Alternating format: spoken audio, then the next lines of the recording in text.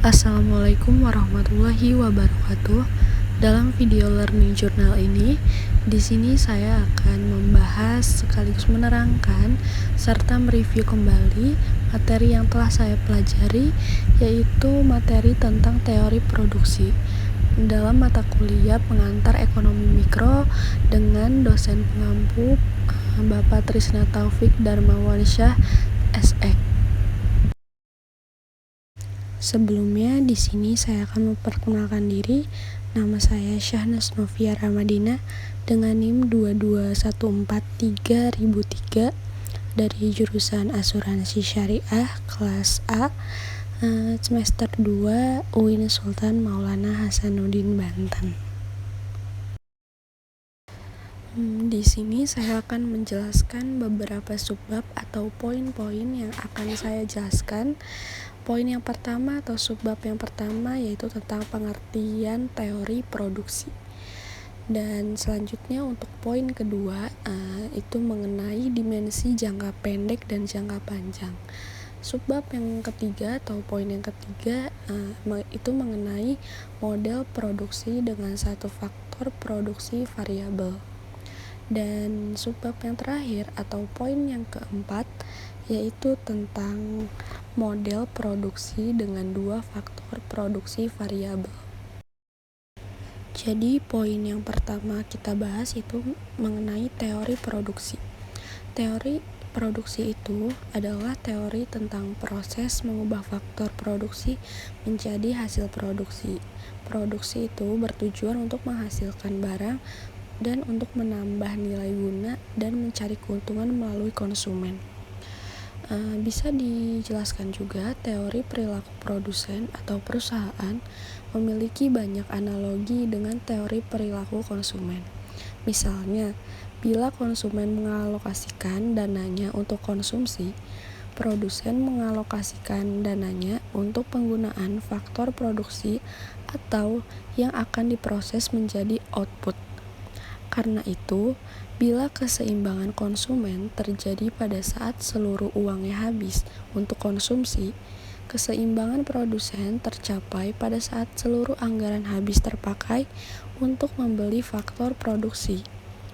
Dalam mengonsumsi barang berlaku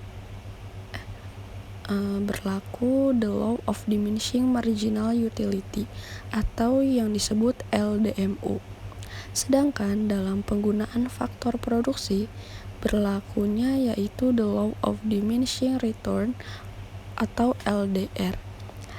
Produsen juga memiliki pengetahuan yang lengkap atau bisa disebut perfect knowledge atau atas faktor produksi yang dibelinya. Akhirnya, bila konsumen berupaya mencapai kepuasan maksimum, maka produsen berupaya mencapai tingkat produksi maksimum. Jadi, pemahaman kita mengenai perilaku konsumen akan memudahkan pemahaman mengenai perilaku produsen.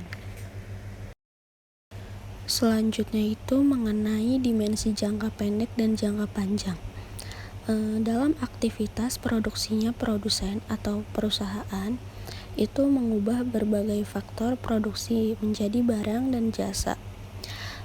Berdasarkan hubungannya dengan tingkat produksi, faktor produksi itu dibedakan menjadi faktor produksi tetap atau fixed input dan faktor produksi variabel atau yang disebut variable input.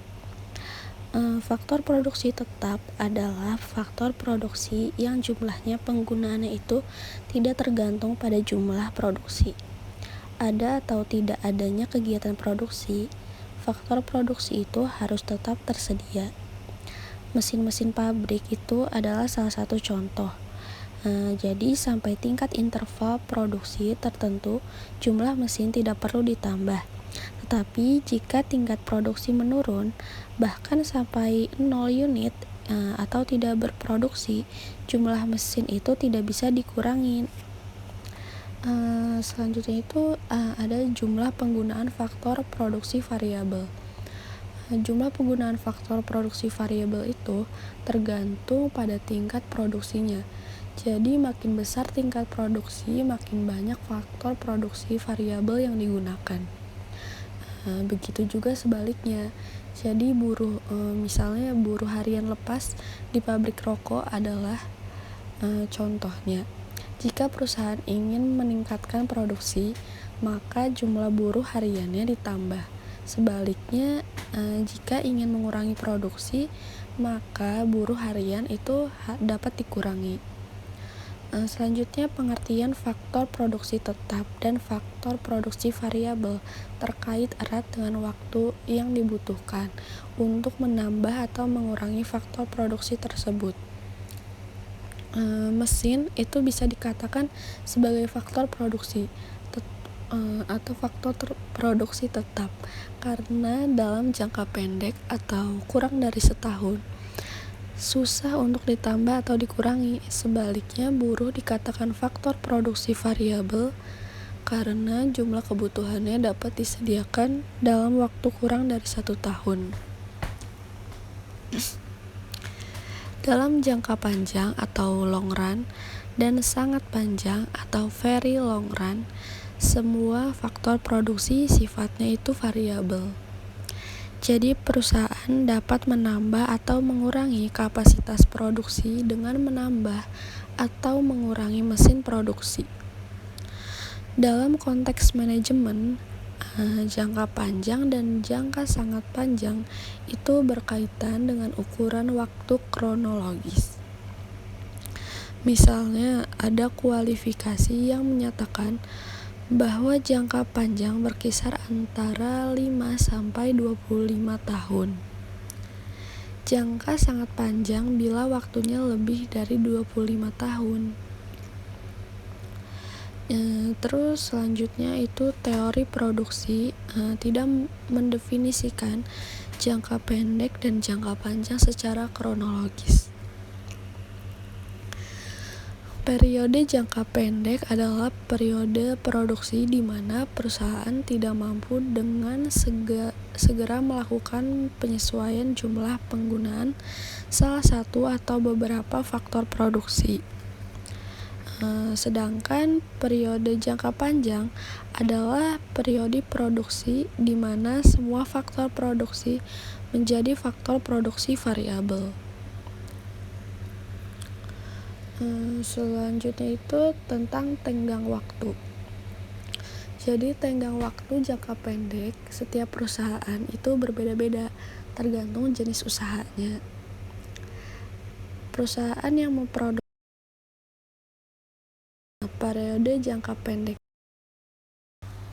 Selanjutnya itu poin kedua tentang model produksi dengan satu faktor produksi variabel.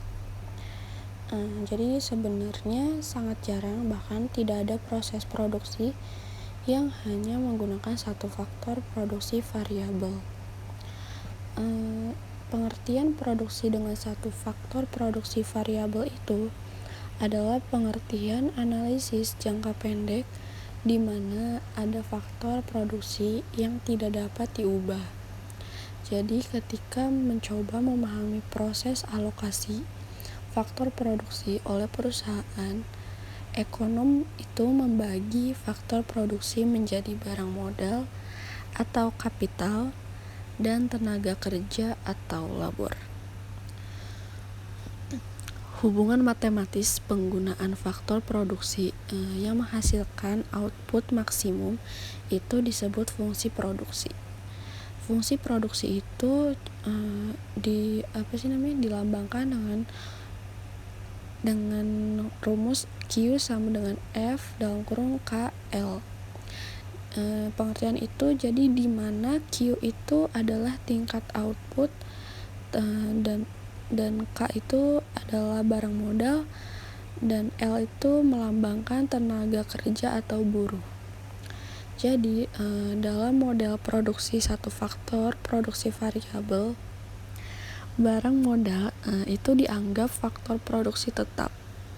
Keputusan produksi itu ditentukan berdasarkan alokasi efisiensi tenaga kerja.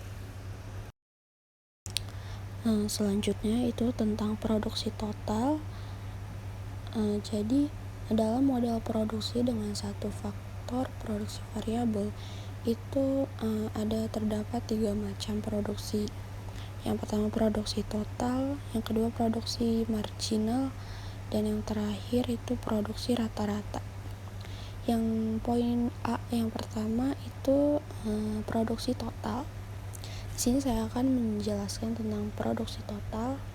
Jadi produksi total atau total produk adalah banyaknya produksi yang dihasilkan dari penggunaan total faktor produksi.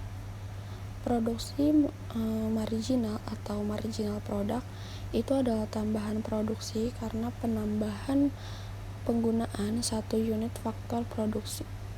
Dan faktor rata-rata atau average product itu adalah rata-rata output yang dihasilkan per unit faktor produksi. Bisa dijelaskan ulang, produksi total itu adalah banyaknya produksi yang dihasilkan dari penggunaan total faktor produksi.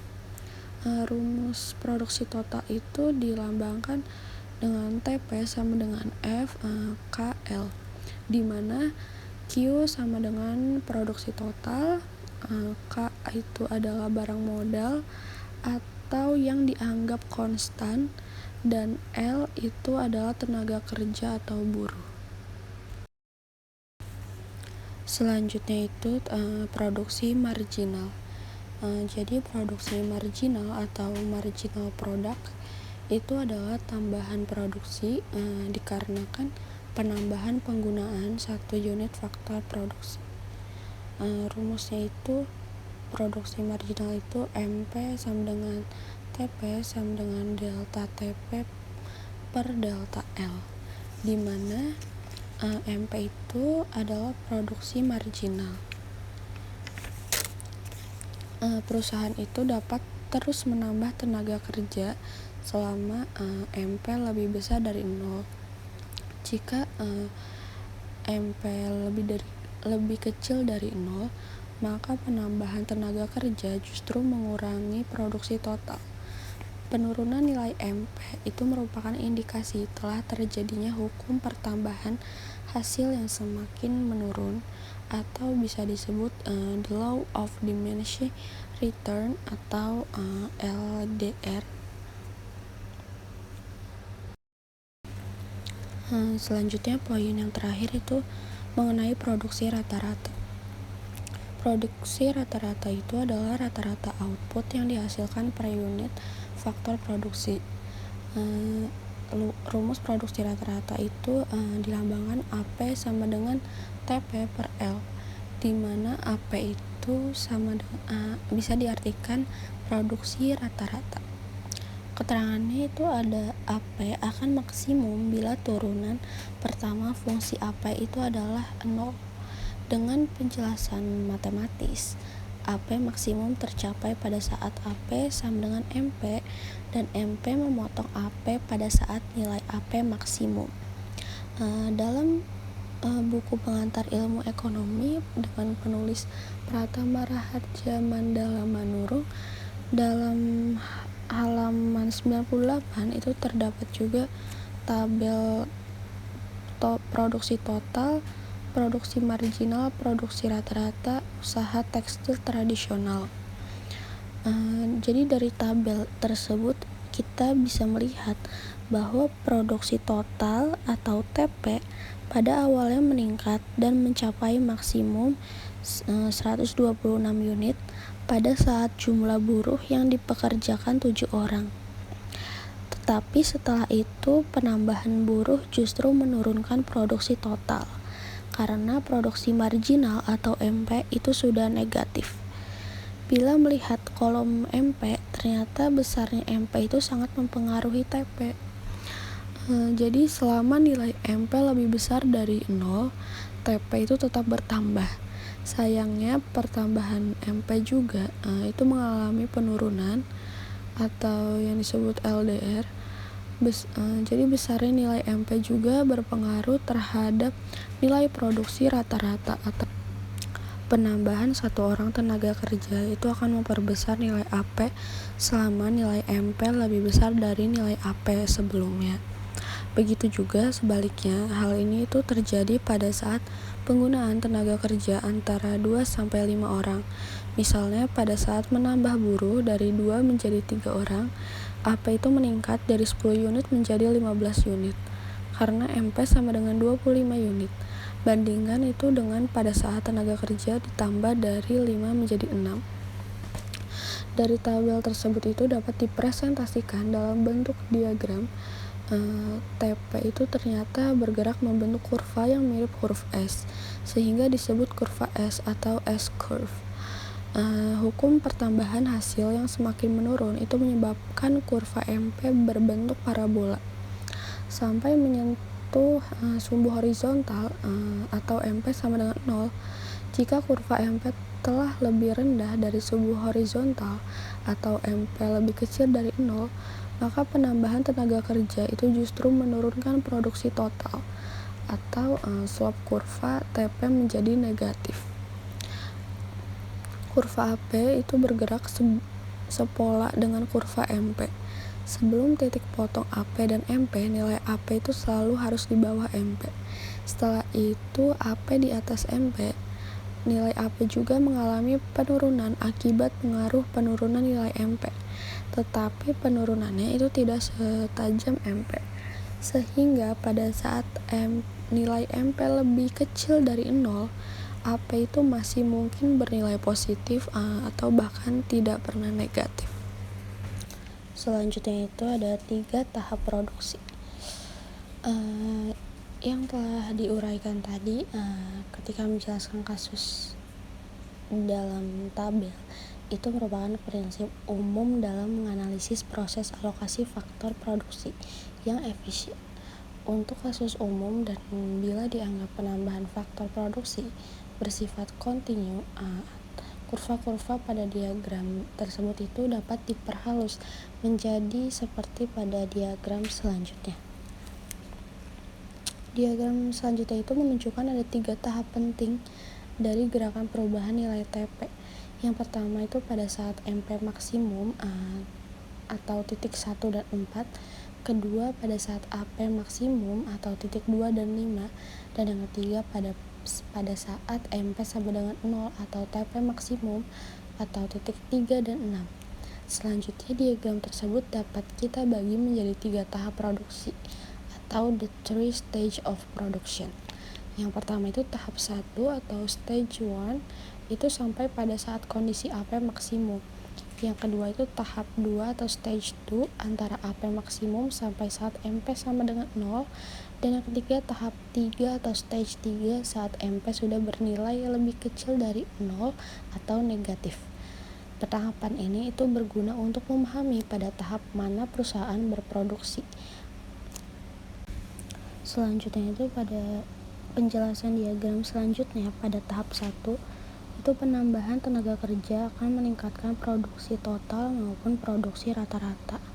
Karena itu hasil yang diperoleh dari tenaga kerja masih jauh lebih besar dari tambahan upah yang harus dibayarkan. Perusahaan rugi jika berhenti produksi pada tahap ini atau slope kurva TP meningkat tajam. Pada tahap 2, karena berlakunya LDR, baik produksi marginal maupun produksi rata-rata itu mengalami penurunan. Namun demikian nilai keduanya itu masih positif. Penambahan tenaga kerja itu akan tetap menambah produksi total sampai mencapai nilai maksimum atau slope kurva TP data sejajar dengan sumbu horizontal. Pada tahap 3, perusahaan tidak mungkin melanjutkan produksi karena penambahan tenaga kerja itu justru menurunkan produksi total atau perusahaan akan mengalami kerugian atau slope kurva TP negatif. Dengan demikian perusahaan sebaiknya itu berproduksi di tahap 2. Yang menjadi pertanyaan itu adalah di titik mana perusahaan berhenti menambah tenaga kerja. Secara matematis itu perusahaan akan berhenti menambah tenaga kerja pada saat tambahan biaya atau marginal cost yang harus dibayar adalah sama dengan tambahan pendapatan atau marginal revenue yang diterima. Jika tambahan biaya masih lebih kecil dari tambahan pendapatan, perusahaan itu akan menambah tenaga kerja. Begitu juga sebaliknya. Tambahan biaya dalam hal ini adalah upah atau wage tenaga kerja. Tambahan pendapatan itu adalah produksi marginal itu dikalikan harga jual barang. Jika upah itu dinotasikan sebagai W, sedangkan harga jual barang itu dinotasikan P. Maka alokasi tenaga kerja atau faktor produksi itu dianggap efisien bila W sama dengan MP. Yang perlu direnungkan itu adalah apabila nilai AP meningkat, itu berarti efisiensi meningkat. Bila nilai AP meningkat karena mesinnya semakin modern, itu belum berarti efisiensi meningkat. Studi empiris yang dilakukan 20 tahun terakhir itu menunjukkan bahwa ada yang lebih penting dari sekadar memodernisasi mesin, yaitu modernisasi sumber daya manusia atau SDM, terutama dengan mengubah cara berpikir dan cara sikap hidupnya. Dengan modernisasi SDM, kemajuan teknologi itu akan meresap ke dalam diri manusia atau embedai teknologi dan mendorong peningkatan efisiensi. Seorang ekonom senior, Paul Krugman, menggunakan konsep ini untuk menjelaskan mengapa negara-negara yang dikenal sebagai macan Asia atau Asia Timur itu mengalami krisis ekonomi di akhir dasawarsa ini. Salah satu jawabannya itu adalah penumbuhan ekonomi Asia Timur, seperti halnya Rusia, lebih disebabkan oleh pertambahan penggunaan faktor produksi atau barang modal dan tenaga kerja. Tidak ada peningkatan efisiensi yang signifikan. Oleh karena itu, ukuran efisiensi dengan menggunakan angka AP harus ditinjau ulang. Paul Krugman itu kemudian mengusulkan TVP atau Total Factor Productivity sebagai ukuran efisiensi. Pada prinsipnya, metode ini itu ingin memisahkan pengaruh barang modal, teknologi, dan SDM terhadap pertumbuhan ekonomi. Dari pemisahan itu berharap akan terlihat apakah ada kemajuan efisiensi yang signifikan. Angka pertumbuhan TPP yang besar itu mengindikasikan perkembangan efisiensi yang semakin signifikan. Materi selanjutnya itu tentang model produksi dengan dua faktor produksi variabel. Dalam bagian ini itu kita melonggarkan asumsi adanya faktor produksi tetap bagi barang modal maupun tenaga kerja itu sekarang bersifat variabel. Namun yang harus diingat bahwa pelonggaran asumsi ini masih tetap terlalu menyederhanakan persoalan. Sebab dalam kenyataannya faktor produksi variabel itu yang digunakan dalam proses produksi lebih dari dua macam. Dalam model produksi dua faktor variabel ini, analisis cukup menggunakan penjelasan grafis matematika sederhana. Selanjutnya itu materi model produksi dengan dua faktor produksi variabel. Itu yang pertama itu ada isokuan. Isokuan itu adalah kurva yang menggambarkan berbagai kombinasi penggunaan dua macam faktor produksi variabel secara efisien dengan tingkat teknologi tertentu yang menghasilkan tingkat produksi yang sama. Misalnya kasus usaha tekstil tradisional, di muka kita perlonggar asumsinya dengan menyatakan bahwa mesin dapat ditambah. Tabel selanjutnya itu memberikan data sebagai berikut. Yang bisa dilihat dalam tabel yang ditampilkan itu kita bisa melihat bahwa bahwa tingkat produksi 105 bal tekstil dapat dicapai dengan beberapa kombinasi faktor produksi, yaitu 1 mesin dengan 5 tenaga kerja, 2 mesin dengan 3 tenaga kerja, dan seterusnya. Selanjutnya, kita dapat menurunkan kurva Isokuan seperti berikut ini. Selanjutnya ada asumsi Isokuan. Yang pertama itu konveksitas atau konveksi. Asumsi konveksitas atau konvensi di analogi dengan asumsi pada pembahasan perilaku konsumen, yaitu kurva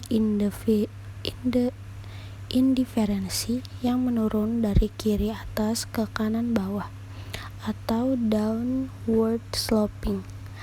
Produsen itu dapat melakukan berbagai kombinasi penggunaan 2 macam faktor produksi untuk menjaga agar tingkat produksi tetap. Kesediaan produsen untuk mengorbankan faktor produksi yang satu demi menambah penggunaan faktor produksi yang lain untuk menjaga tingkat produksi pada Isokuan yang sama disebut derajat teknik substitusi faktor produksi atau marginal rate of technical substitution atau MRTS. MRTSIK ini adalah bilangan yang menunjukkan berapa unit faktor produksi L harus dikorbankan untuk menambah 1 unit faktor produksi K pada tingkat produksi yang sama.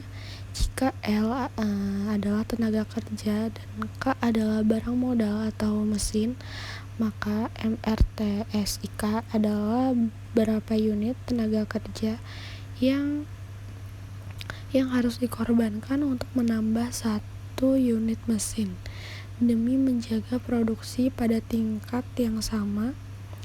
Dasar pertimbangan substitusi faktor produksi adalah perbandingan rasio produktivitas. Asumsi Isokuan yang kedua itu penurunan nilai MRTS atau diminishing of MRTS.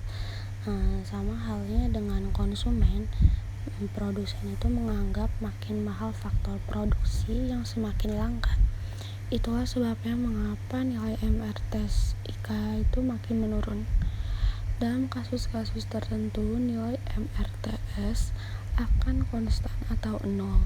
MRTS konstan itu bila kedua faktor produksi bersifat substitusi sempurna atau perfect substitution. Seperti pada diagram yang dalam buku ekonomi mikro ini, MRTS itu adalah 0 bila kedua faktor produksi mempunyai hubungan proporsional tetap atau fixed proportion production function, seperti yang ditunjukkan oleh diagram tersebut. Asumsi yang ketiga itu hukum pertambahan hasil yang semakin menurun atau the law of diminishing return. Di muka telah diuraikan bahwa dalam penggunaan 2 macam faktor produksi juga itu berlaku hukum LDR. Pada diagram tersebut, Q60, Q80, Q90 adalah isokuan dengan tingkat produksi masing-masing 60, 80, dan 90 unit. Penurunan hasil tenaga kerja itu dapat dilihat dengan menarik garis ABC jika kita berproduksi dengan faktor produksi mesin K sebanyak G unit, penambahan L sebanyak AB unit menambah output sebanyak 20 unit, tetapi penambahan berikutnya dengan jumlah yang sama atau BC sama dengan AB hanya menambah output sebanyak 10 unit. Penurunan hasil K itu dapat dilihat misalnya pada saat jumlah L sama dengan M unit. Awalnya untuk menambah 20 unit output cukup untuk menambah DB unit K, tetapi ketika akan menambah output 10 unit lagi, jumlah unit mesin yang ditambah jauh lebih besar, yaitu BE unit atau lebih banyak dari DB unit. Asumsi yang keempat itu daerah produksi yang ekonomis atau relevant range of production. Pada saat membahas model produksi, satu faktor produksi variabel, telah disimpulkan bahwa daerah produksi ekonomis perusahaan adalah daerah tahap 2. Prinsip yang sama berlaku untuk model produksi dua faktor produksi. Diagram yang di atas itu menggambarkan bahwa batas antara titik A dan B adalah batas daerah produksi yang ekonomis atau relevant range of production, atau tahap 2 jika perusahaan berproduksi di luar batas area itu A ke C atau B ke D. Penambahan faktor produksi tidak meningkatkan produksi. Garis AB merupakan daerah tahap 2 dan diagram selanjutnya itu menggambarkan jika perusahaan ingin melakukan ekspansi produksi, batas ruang gerak ekonomis itu adalah daerah yang diapit garis lengkung M dan N. Selanjutnya itu ada ciri-ciri isokuan. Ciri-ciri isokuan itu ada banyak. Ciri-ciri isokuan yang pertama itu adalah mempunyai kemiringan negatif. Terus ciri-ciri yang kedua itu semakin ke kanan, kedudukan isokuan menunjukkan semakin tinggi jumlah output isokuan tidak pernah berpotongan dengan isokuan yang lainnya. Ciri yang ketiga itu isokuan cembung ke titik origin.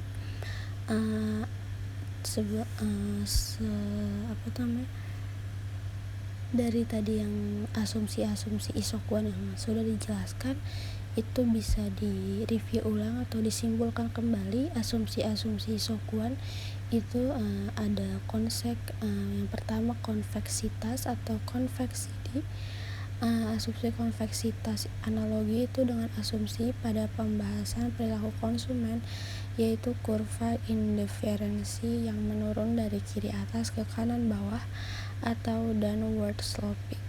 Produsen dapat melakukan berbagai kombinasi penggunaan dua macam faktor produksi untuk menjaga agar tidak produksi tetap. Asumsi yang kedua itu penurunan nilai MRTS atau diminishing of MRTS. Dalam kasus-kasus tertentu nilai MRTS akan konstan atau 0. MRTS konstan bila kedua faktor produksi bersifat substitusi sempurna atau perfect substitution. MRTS adalah 0 bila kedua faktor produksi mempunyai hubungan profesional atau proporsional tetap atau fixed proportion production function. Yang ketiga, hukum pertambahan hasil yang semakin menurun atau the law of diminishing return. Dan yang keempat, daerah produksi yang ekonomis atau relevant range of production. Selanjutnya itu tentang perubahan output karena perubahan skala penggunaan produksi atau return to scale. Jadi perubahan output karena perubahan skala penggunaan faktor produksi. Return to scale adalah konsep yang ingin menjelaskan seberapa besar output berubah bila jumlah faktor produksi dilipat gandakan atau doubling. Selanjutnya itu perkembangan teknologi. Perkembangan teknologi atau kemajuan teknologi memungkinkan peningkatan efisiensi penggunaan faktor produksi.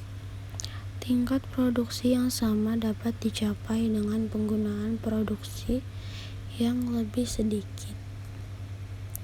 Diagram pada buku ekonomi mikro menggambarkan hal tersebut karena kemajuan teknologi.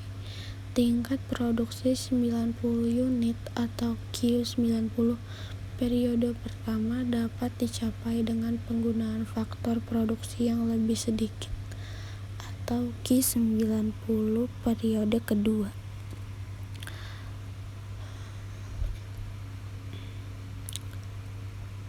Seorang ekonom bernama Hicks mengklasifikasikan kemajuan teknologi berdasarkan pengaruhnya terhadap kombinasi penggunaan faktor produksi. Bila kemajuan teknologi mengakibatkan porsi penggunaan barang modal menjadi lebih besar dibanding tenaga kerja, disebut teknologi padat modal atau capital using atau capital intensive. Sebaliknya, jika menyebabkan porsi penggunaan tenaga kerja menjadi lebih besar, disebut teknologi padat karya atau labor using atau labor intensif. Jika tidak mengubah porsi atau rasio faktor produksi tetap, maka disebut teknologi netral atau neutral teknologi. Perubahan-perubahan itu dapat dilihat dari angka MRTS yang tercermin dari perubahan sudut kemiringan isokuan. Hal-hal itu digambarkan dalam diagram berikut ini. Selanjutnya, teknologi harus melewati 3 tahap sebelum dapat memengaruhi efisiensi. Tahap pertama itu adalah penemuan atau invention. Riset-riset ilmu pengetahuan bertujuan menemukan teknologi-teknologi baru untuk proses produksi.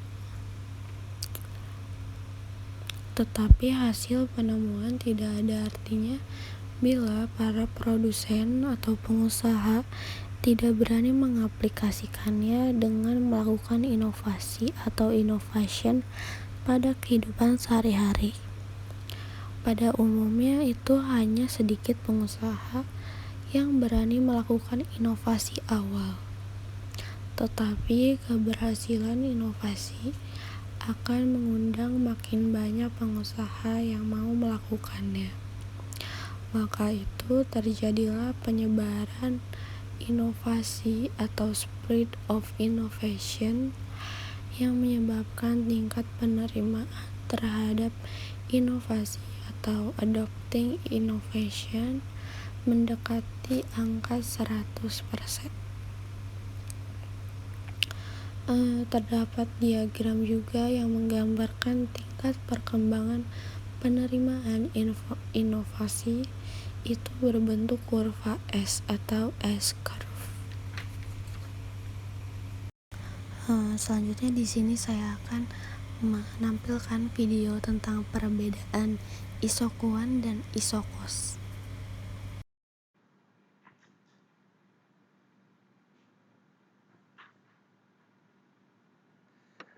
Hai guys, welcome to Gios Class. Nah, hari ini aku membahas tentang salah satu topik yang ada di pelajaran ekonomi ya, yaitu tentang isocost dan isoquant ya. Nah, pertama kan aku menjelaskan dulu ya, aku jelasin dulu apa arti isocost dan isoquant ini ya. Jadi iso itu artinya adalah sama ya. Dan quant ini adalah quantity ya, atau kuantitas. Nah, maksudnya isocost atau isoquant ini adalah isoquant ini artinya adalah ketika perusahaan ya memproduksi kuantiti yang sama dengan kombinasi produksi yang berbeda ya, atau kombinasi faktor produksi yang berbeda.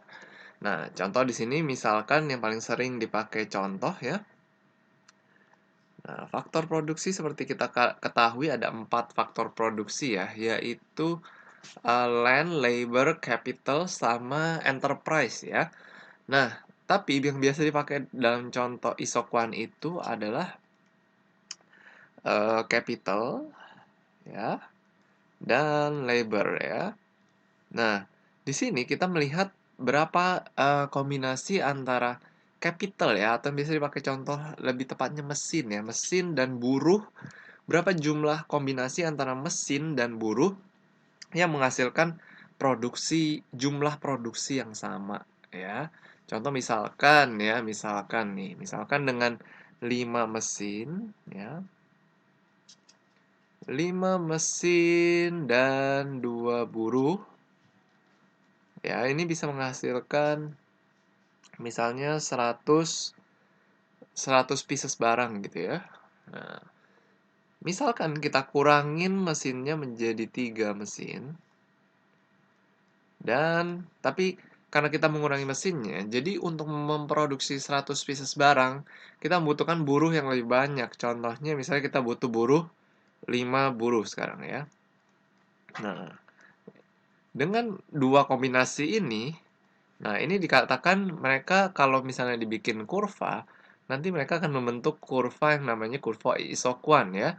Yang artinya ketika kombinasinya berapapun mesin dan buruhnya, tapi kuantiti hasil produksinya itu tetap sama ya. Contoh misalkan aku bikin eh, kurva seperti ini ya.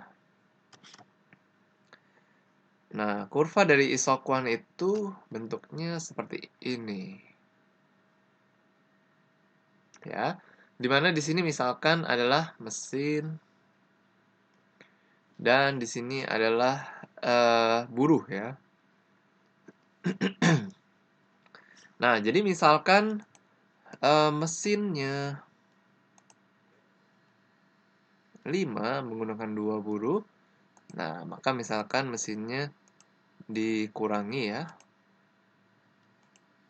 Jadi 3 dan buruhnya maka harus menambah buruh sebanyak 5.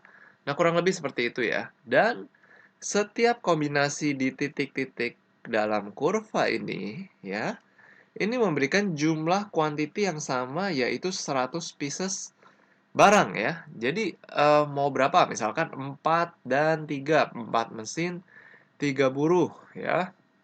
Kayak gitu. Atau satu mesin 7 buruh ya. Nah, itu akan menghasilkan semuanya sama, yaitu 100 pieces ya. Karena dia ini seperti itu kurvanya ya, kurva dari isoquant tersebut. Oke. Nah, lalu sebaliknya isokos ya. Sekarang kita masuk ke isokos. Isokos berarti dari katanya aja kita lihat ya, berarti iso itu tadi kan udah aku bilang ya sama. Nah, sekarang kos ya. Kos ini berarti biaya ya. Nah, jadi biaya yang sama ya. Nah, jadi biaya yang sama namun dengan menggunakan dua faktor produksi yang berbeda ya. Dari kombinasi dua faktor produksi yang berbeda tapi harus menghasilkan biaya yang sama gitu ya. Contoh seperti ini misalkan. Oke. Nah, tadi ya misalkan 5 mesin dan 2 buruh ya. Eh, tunggu, aku bikinnya harus ini nih, harus lebih bagus biar soalnya karena biayanya itu biar bisa ngepas ya kalau dikaliin ya. Kalau ini kan bisa kayak asal-asalan juga bisa gitu ya. Yang penting kan ini menghasilkan 100 pieces. Nah, andai kata ya, misalkan nih mesin buruh ya. Nah, biaya satu mesin ya. Satu mesin biayanya misalkan katakanlah 50 dolar ya. Nah, satu buruh katakanlah biayanya 10 dolar gitu. Nah, misalkan nih ya, misalkan perusahaan itu punya budget sebesar ya katakanlah 200 dolar gitu ya. Nah, jadi perusahaan 100 piece 100 piece 100 piece 100 piece 100 pieces barang gitu ya. Nah, jadi bisa berapa aja sih kombinasi dari mesin sama buruh yang bisa kita pakai untuk memproduksi dipakai untuk memproduksi ini 100 pieces tadi ya. Nah, sebenarnya kan misalkan eh, ti- tiga mesin ya, misalkan 3 mesin dan 5 buruh ya. 3 mesin kan berarti kan 3 kali 5 kan 150 dolar ya. Ya, dan 5 buruh ya, 5 kali 10 berarti 50 ya. Nah, ini kalau kita tambah ya, berarti hasilnya 200 dolar ya. Nah, misalkan dia pakainya mesinnya 2 mesin aja deh gitu ya. Nah, berarti kan buruhnya harus ditambah ya. 2 mesin kalau 2 kali 50 kan $100 ya. Nah, berarti kan kalau buat ngenepin jadi 200 butuh ininya jadi $100 juga gitu ya. Yang alhasil buruhnya misalkan butuh 10 buah gitu. Nah, ini seperti ini. Jadi di sini kalau di dalam kurva isokos itu yang dilihat adalah bukan sebenarnya bukan kuantitinya sih ya, tapi lebih dilihat itu eh, biayanya ya. Biayanya ini harus sama. Ya, jadi berapapun kombinasi mesinnya, biayanya itu harus sama, tidak peduli berapa kuantitinya. Nah, itu kalau di kalau di isokwan itu tidak dilihat biayanya. Nah, yang dilihat itu berapa kombinasi antara mesin dan buruh untuk menghasilkan kuantitas yang sama. Oke. Nah, jadi kata kuncinya di sini kalau di isokwan itu dia pengen berapa kombinasi antara faktor produksi untuk memproduksi eh, kuantitas yang sama ya kalau isokwan. Nah, sementara kalau isokos ini dia berapa kombinasi dari dua faktor produksi ini untuk memiliki biaya yang sama gitu, berapapun kuantitinya gitu. Nah, jadi ketika kita hubungkan ya, kurva isokos itu dia kayak gini kurvanya. Nah, kurvanya seperti itu ya. Dan nah, ketika di sini terjadi pertemuan ya antara kurva isokos dan kurva dari maksud aku kurva isokwan dan kurva dari isokos. Nah, disinilah biasanya yang dipakai jumlah produksi yang dipakai oleh sebuah pabrik tersebut ya. Jadi kombinasi mesin yang dipakai itu adalah eh, titik di mana ketika terjadi pertemuan antara isokos dan isokwan. Itu jumlah yang paling optimal ya. Ibaratnya dia bisa memproduksi sebanyak yang dia mau, tapi budgetnya sesuai dengan yang perusahaan punya. Nah, maksudnya seperti itu ya. Jadi dia dua goalnya itu dapat gitu. Produksi kuantitinya dapat dan budgetnya dari perusahaan juga kena gitu ya. Nah, itu makanya pertemuan isokos dan isokwan itu mencerminkan itu ya, budget dan target dari perusahaan tersebut. Nah, sepertinya itu aja yang mau aku jelaskan tentang isokos dan isokwan ya. Nanti akan aku jelaskan tentang contoh-contoh soal dari isokos dan isokwan di video-video aku berikutnya. Thank you guys for watching this video. See you again in the next video. Yang selanjutnya itu terdapat kurva anggaran produksi atau isokos. Jadi kurva anggaran produksi atau isokos itu adalah kurva yang menggambarkan berbagai kombinasi penggunaan dua macam faktor produksi yang memerlukan biaya yang sama. Jika harga faktor produksi tenaga kerja adalah upah atau W dan harga faktor produksi barang modal adalah sewa atau R, maka kurva isokos atau I adalah I sama dengan RK dan WL. Sudut kemiringan kurva isokos adalah rasio harga kedua faktor produksi. Jika harga faktor produksi tenaga kerja adalah upah, maka yang tadi disebutkan itu rumusnya I sama dengan RK plus WL. Kembali lagi diulang, sudut kemiringan kurva isokos itu adalah rasio harga kedua faktor produksi. Jika terjadi perubahan harga faktor produksi, kurva I berotasi. Jika yang berubah adalah kemampuan anggaran, kurva isokos bergeser sejajar.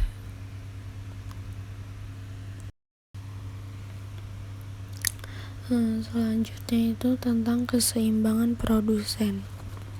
Keseimbangan produsen terjadi ketika kurva 1 bersinggungan dengan kurva Q. Di titik persinggungan itu, kombinasi penggunaan kedua faktor produksi akan memberikan hasil output yang maksimum. Keseimbangan dapat berubah karena perubahan kemampuan anggaran maupun harga faktor produksi.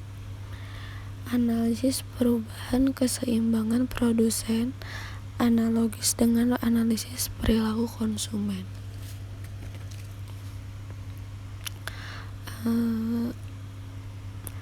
Perubahan jumlah faktor produksi yang digunakan merupakan interaksi kekuatan efek substitusi atau substitution effect dan efek skala produksi atau output effect. Karena itu, produsen juga mengenal faktor produksi inferior, yaitu produksi yang penggunaannya justru menurun bila kemampuan anggaran perusahaan meningkat atau kemampuan produksi meningkat.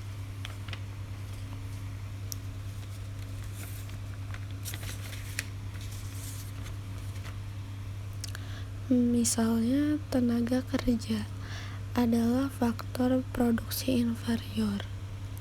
Jika tingkat produksi ditingkatkan, jumlah penggunaannya itu ternyata berkurang. Perusahaan lebih menyukai menambah barang atau menambah mesin.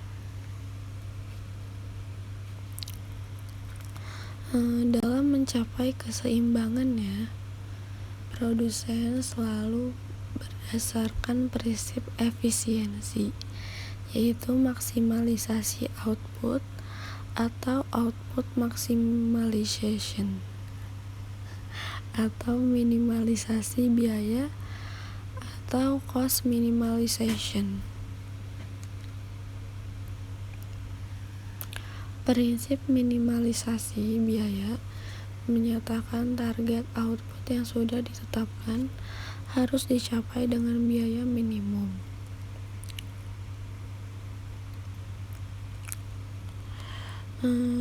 Keputusan maksimalisasi output atau meminimalisasi faktor produksi itu sangat tergantung pada tujuan atau misi yang diemban perusahaan atau biasanya prinsip efisiensi perusahaan adalah maksimalisasi output.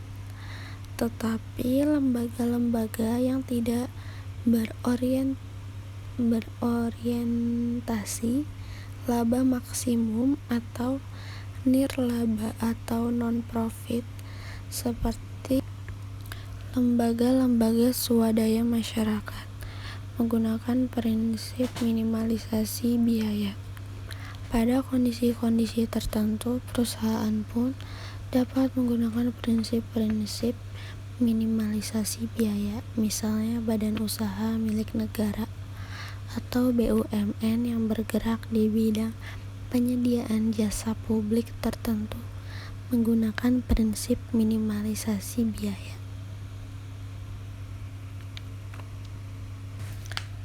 Jadi bisa disimpulkan keseimbangan produsen itu terjadi ketika kurva 1 bersinggungan dengan kurva Q. Di titik persinggungan itu, kombinasi penggunaan kedua faktor produksi akan memberikan hasil output yang maksimum. Keseimbangan dapat berubah karena perubahan kemampuan anggaran maupun harga faktor produksi. Analisis perubahan keseimbangan produsen analogis dengan analisis perilaku konsumen. Perubahan jumlah faktor produksi yang digunakan merupakan interaksi kekuatan efek substitusi atau substitution effect dan efek skala produksi atau output effect. Karena itu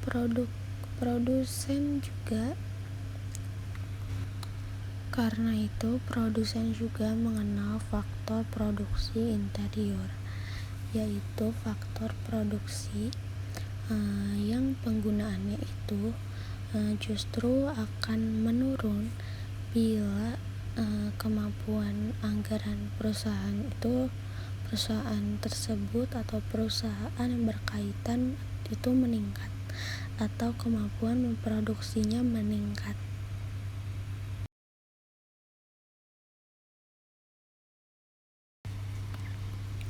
Selanjutnya yang terakhir itu tentang mengenai pola jalur ekspansi atau expansion path. Jadi tujuan perusahaan itu adalah maksimalisasi laba. Nah, untuk mencapai tujuan itu dalam jangka waktu yang pendek maupun jangka waktu yang panjang, perusahaan-perusahaan tersebut itu harus tetap mempertahankan efisiensinya. Biasanya perusahaan itu menetapkan target yang akan dicapai setiap tahunnya, yang harus dicapai dengan biaya minimum. Dalam jangka panjang, perusahaan memiliki tingkat fleksibilitas lebih tinggi dalam mengombinasikan faktor produksi. Pada diagram yang terdapat dalam buku Pengantar Ekonomi Mikro itu menunjukkan keseimbangan awal di titik A persinggungan garis anggaran I1 dengan isokuan Q1 dalam jangka pendek jika perusahaan ingin mengubah kombinasi faktor produksi seperti di titik B atau C atau tetap pada Q1, maka anggaran produksi itu harus ditingkatkan sampai ke I2. Padahal dalam jangka panjang dengan anggaran sebesar I2, output dapat dinaikkan ke Q2 dengan kombinasi penggunaan faktor produksi di titik D. Titik-titik keseimbangan tercapai pada tingkat MRTS yang konstan dan membentuk garis isoklin. Diagram itu menunjukkan bahwa titik-titik keseimbangan produsen adalah di titik-titik A, D, K, L, dan seterusnya. Jika titik-titik keseimbangan tersebut dihubungkan, maka akan terbentuk garis isoklin OS. Nah, garis isoklin OS itu tidak membentuk garis lurus karena seperti telah yang dinyatakan, dalam jangka panjang perusahaan memiliki kemampuan mengubah kombinasi faktor produksi agar alokasi anggaran itu lebih efisien. Untuk fungsi produksi skala hasil konstan atau constant return to scale atau CRS atau CRS isoklin itu berbentuk garis lurus OR. Hal ini karena dalam fungsi produksi CRS itu rasio faktor produksi tidak berubah atau konstan.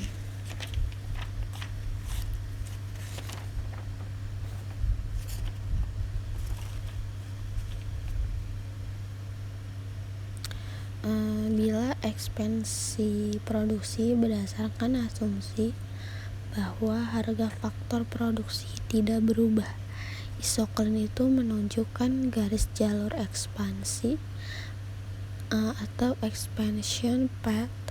Garis ini itu menunjukkan bagaimana proporsi penggunaan faktor produksi itu berubah karena perubahan atau penambahan tingkat produksi. Bila harga faktor produksi dianggap tetap, maka diagram menunjukkan jalur ekspansi pada umumnya. Sedangkan diagram selanjutnya itu untuk kasus skala hasil konstan atau CRS. Cukup sekian penjelasan dari saya atau video learning journal dari saya mengenai teori produksi pada mata kuliah pengantar ekonomi mikro kali ini. Wassalamualaikum warahmatullahi wabarakatuh.